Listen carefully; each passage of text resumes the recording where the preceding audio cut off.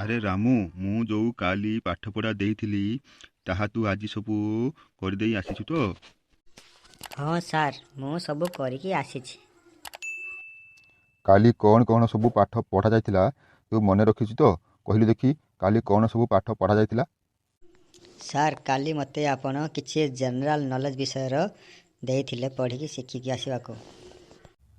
ରାମୁ, ତୋ ବାପା ମୋ ପାଖକୁ କାଲି ଆସିଥିଲେ। ସେ କ'ଣ କହୁଥିଲେ, ତୁ ଆଦୌ ଘର ପାଖରେ ପାଠ ପଢ଼ୁନାହୁଁ। ଦେଖିବା, ଯେତିକି ପାଠପଢ଼ା ଦେଇଥିଲି ତାହା ଯଦି ଆଜି କରିକି ଆସିଥିବୁ ତାହେଲେ ଜାଣିବି ତୁ ଘର ପାଖରେ ପାଠ ପଢ଼ୁଛୁ। ନହେଲେ ଆଜି ମୁଁ ଜାଣିବି ତୁ ଘର ପାଖରେ ପାଠ ପଢ଼ୁନାହୁଁ। ତୋ ବାପା ଯାହା କହୁଥିଲେ ସବୁ ସତ କଥା କହୁଥିଲେ। ନା ସାର୍, ବାପା ମିଛ କହୁଛନ୍ତି। ମୁଁ ଟିକେ ଘର ପାଖରେ ବଦମାସି କରୁଛି ତ, ସେଥିପାଇଁ ସେ ଆସି ଆପଣଙ୍କୁ ଏଇସବୁ କଥା କହୁଥିବେ। ଆଉ ମୁଁ ସବୁ ପାଠପଢ଼ା କରିଦେଇଛି। ଆପଣ ପଚାରନ୍ତୁ, ଦେଖିବେ ମୁଁ ସବୁ ଠିକ୍ ଠିକ୍ ଉତ୍ତର ଦେଇଦେବି। ହଉ, ତାହେଲେ ଆରମ୍ଭ କରିବା। ଆଜିର ପ୍ରଥମ ପ୍ରଶ୍ନ ହେଲା, ଆମ ରାଜ୍ୟର ରାଜଧାନୀର ନାମ କ'ଣ?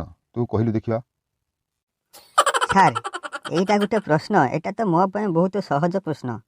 ହଉ ଠିକ୍ ଅଛି, ମୁଁ ଉତ୍ତର ଦେଇଦେଉଛି। ଆମ ରାଜ୍ୟର ରାଜଧାନୀ ଭୁବନେଶ୍ୱର। ହଉ, ଠିକ୍ ଅଛି, ଭଲ କଥା। ତୁ ପ୍ରଥମ ପ୍ରଶ୍ନର ଉତ୍ତର ଠିକ୍ ଦେଇଛୁ। ମୁଁ ଆଗକୁ ଆଗକୁ ଆହୁରି କେତେ ଗୁଡ଼ିଏ ପ୍ରଶ୍ନ ପଚାରିବି। ତୁ ଅପେକ୍ଷା କର, ସବୁର ଉତ୍ତର ତୁ ଦେଇପାରୁଛୁ କି ନାହିଁ ମୁଁ ଦେଖିବି। ହଉ ସାର୍, ପଚାରନ୍ତୁ। ମୁଁ କ'ଣ ଆପଣଙ୍କୁ ମନା କରୁଛି କି ପ୍ରଶ୍ନ ପଚାରିବାକୁ? ଆପଣ ଯେତେ ପ୍ରଶ୍ନ ପଚାରିବେ ପଚାରନ୍ତୁ, ମୁଁ ଡରିବାର ନାହିଁ। ମୁଁ ତ ସବୁ ପ୍ରଶ୍ନ ଶିଖିକି ଆସିଛି, ଆଉ ତାର ଉତ୍ତର ଦେବି। ଆଉ ଫଟାଫଟ ଆପଣଙ୍କୁ ଉତ୍ତର ସବୁ ଦେଇଦେବି। ଆପଣ ପଚାରନ୍ତୁ। ବର୍ତ୍ତମାନ ଆମ ଦେଶର ରାଷ୍ଟ୍ରପତି କିଏ ଅଛନ୍ତି? କହିଲୁ ଦେଖି। ସାର୍, ବର୍ତ୍ତମାନ ପରା ଆମ ଦେଶରେ ରାଷ୍ଟ୍ରପତି ଅଛନ୍ତି ଶ୍ରୀମତୀ ଦ୍ରୌପଦୀ ମୁର୍ମୁ। ସିଏ ପରା ଏଇ ରିସେଣ୍ଟ ଆମ ଦେଶର ରାଷ୍ଟ୍ରପତି ହୋଇଛନ୍ତି। ଆପଣ କ'ଣ ଜାଣିନାହାନ୍ତି କି? ମୋତେ ପଚାରୁଛନ୍ତି। ବହୁତ କଥା କହୁଛୁ ତୁ। ମୁଁ ଜାଣିକି ନ ଜାଣେ ତୁ ତ ଉତ୍ତର ଦେବା କଥା ଦେବୁ। ଆଉ ତୁ ଠିକ୍ ଭୁଲ ଉତ୍ତର ଦେଉଛୁ କି ନାହିଁ ମୁଁ ତୋତେ ପରୀକ୍ଷା କରୁଛି। ହଉ ସାର୍, ଆପଣ ଆହୁରି ପ୍ରଶ୍ନ ପଚାରନ୍ତୁ। କେତେ ଗୋଟି ପ୍ରଶ୍ନ ପଚାରିବେ ଆଜି ମୁଁ ଦେଖିବି।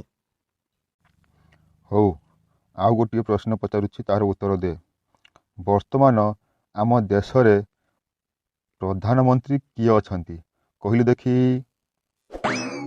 ସାର୍, ଆପଣ ଯଦି ଏତେ ସହଜ ସହଜ ପ୍ରଶ୍ନ ପଚାରିବେ ମୁଁ ଜାଣିଥାନ୍ତି କାଲି ମୁଁ ଘର ପାଖରେ ଆଦୌ ପାଠ ପଢ଼ିନଥାନ୍ତି। ବହୁତ କଥା କହୁଛୁ ତୁ। ଏବେ ମୁଁ ସହଜ ପ୍ରଶ୍ନ ପଚାରୁଛି, ଆଗକୁ ଆହୁରି କଷ୍ଟିଆ ପ୍ରଶ୍ନ ଅଛି। ତାର ଉତ୍ତର ତୁ କେମିତି ଦେବୁ ମୁଁ ଦେଖିବି। ସରି ସାର୍, ମୋର ଭୁଲ ହେଇଯାଇଛି। ମୁଁ ଆଉ କିଛି କହିବି ନାହିଁ। ହଉ, କହୁଛି ଶୁଣନ୍ତୁ। ଏବେ ଆମ ଦେଶର ପ୍ରଧାନମନ୍ତ୍ରୀ ଶ୍ରୀଯୁକ୍ତ ନରେନ୍ଦ୍ର ଦାମୋଦର ମୋଦି ଅଛନ୍ତି। ଆମ ଦେଶର ପ୍ରଧାନମନ୍ତ୍ରୀ। Very good. ହଉ, ଆଉ ଗୋଟିଏ ପ୍ରଶ୍ନ, ଆଜି ପାଇଁ ଲାଷ୍ଟ ପ୍ରଶ୍ନ। ଆମ ଦେଶରେ କେତୋଟି ରାଜ୍ୟ ଆଉ କେତୋଟି କେନ୍ଦ୍ରଶାସିତ ଅଞ୍ଚଳ ଅଛି? କହିଲୁ ଦେଖି। ଏଇଟା ଯଦି କହିଦେବୁ ତାହେଲେ ଜାଣିବି ତୁ କାଲି ଘର ପାଖରେ ପାଠ ପଢ଼ିଥିଲୁ। ସାର୍, ମୁଁ ଜାଣିଥିଲି ଆପଣ ଏ ପ୍ରଶ୍ନଟି ନିଶ୍ଚିତ ପଚାରିବେ। ସେଥିପାଇଁ କାଲି ମୁଁ ଏହାକୁ ପ୍ରଥମେ ଶିଖିଥିଲି। ହଉ, କହୁଛି ଶୁଣନ୍ତୁ। ଆମ ଦେଶରେ 28ଟି ରାଜ୍ୟ ଓ 8ଟି କେନ୍ଦ୍ରଶାସିତ ଅଞ୍ଚଳ ରହିଅଛି। ଆରେ ବାଃ ରାମୁ, ସାବାସ୍। ଏମିତି ପାଠ ପଢ଼ିଲେ ତୁ କ୍ଲାସ୍ରେ ଫାଷ୍ଟ ହବୁ ନିଶ୍ଚିତ ଭାବରେ। ଆଉ ତୁ ଦେଶରେ ନାମ କରିବୁ। ଆଜିରୁ ଏମିତି ମନ ଦେଇ ପାଠ ପଢ଼। ଆଗକୁ ଆଗକୁ ଆହୁରି ବହୁତ ପ୍ରଶ୍ନ ଏବଂ ଉତ୍ତର ଆମେ ଆଲୋଚନା କରିବୁ। ଆଜି ପାଇଁ ଏତିକିରେ ରହୁଛୁ। Thank you sir. ଆଜି ପାଇଁ ବାଏ ବାଏ।